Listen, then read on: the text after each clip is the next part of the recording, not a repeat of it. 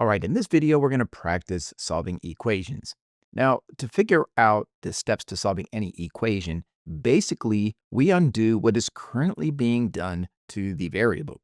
What I mean by this is to get an answer of 10, whatever x is being multiplied by 8, and then 12 is added to that. So we just undo that process, and that's going to tell us what x is equal to. So if we take a look at this side of our equation where it says 8x plus 12, we start with the last thing that was being done to x. Now, the order of operations says that we would do the multiplication first and then add. So addition was the last thing being done to x. So we start with that. We go in reverse order. So instead of adding 12, we are going to subtract 12 because subtracting 12 is the inverse of adding 12. And we do the same thing on the other side to balance our equation. All right, now note that we're taking away more than what we start with. So if we start at 10 and take away 12, we would be 2 below 0. So this sum results in -2. Now over here, we have a 0 pair, which is just a pair of numbers that make 0.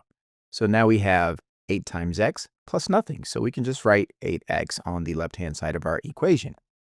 All right, now the inverse of multiplying by 8 is to divide by 8. So we're going to divide 8 by itself, which gives us 1, and that is our goal. We just want 1x. And on this side, we divide -2 by +8. Now, a negative divided by a positive always results in a negative, so our answer is going to be negative. And what we have here is a fractional value. We can just take 2 over 8 and reduce that to 1/4. So we would say that x is equal to -1/4. Now, to verify this result, let's go ahead and substitute -1/4 into x of the original equation. So we're going to write 8. I'm going to change that into a fraction, 8 over 1, multiplied by -1/4 plus 12 is equal to 10. All right, so we're going to go ahead and multiply 8 times 1, which is 8, and 1 times 4, which is 4. And this is a positive value times a negative value, which results in a negative value. So we have -8/4 plus 12 is equal to 10. And -8 divided by 4 is -2. And -2 plus 12 is equal to 10, which verifies our result that x is equal to -1/4. All right, let us go ahead and solve this equation. Once again, we always go in reverse order. So whatever was being done to the x value, we do that same thing, but everything is in reverse. So in this example here, we start with an x and then we subtract 12. And whatever that difference is, we are lastly multiplying that by -3/4. Because this is the last thing being applied to this, we're going to start by doing the inverse of multiplying by -3/4, which is to divide by -3/4. Now, the way I like to show dividing a fraction by itself is I like to multiply that fraction by its own reciprocal. Now, the reason for this is quite simple. So let's take a look at -3/4 divided by -3/4 worked out the long way. So we apply the traditional algorithm to keep, change, and flip. And notice when we do this, we are multiplying 3/4 by its own reciprocal. So whenever you divide a fraction by itself, the shortcut is to simply flip that over or write the reciprocal and then just multiply. Now remember, what we do to one side, we have to do to the other side to keep balance in our equation. So we're going to take 21 and multiply that by -4/3 as well. All right, so over here, everything cancels out because anything divided by itself equals +1.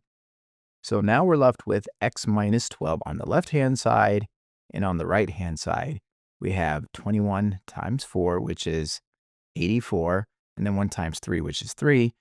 But I'm going to use cancellation in this example. I'm going to take 21 and divide it by 3 first, because that gives us exactly 7 over 1, which makes the calculation much easier. So now we have +7 times -4, which is -28. All right, the next thing that we do is the inverse of subtracting 12, which is to add 12. That would cancel out, giving us x. And over on this side, we have to balance our equation by adding 12 to negative 28, which would give us a result of negative 16, which is our result. All right, let us go ahead and verify this result.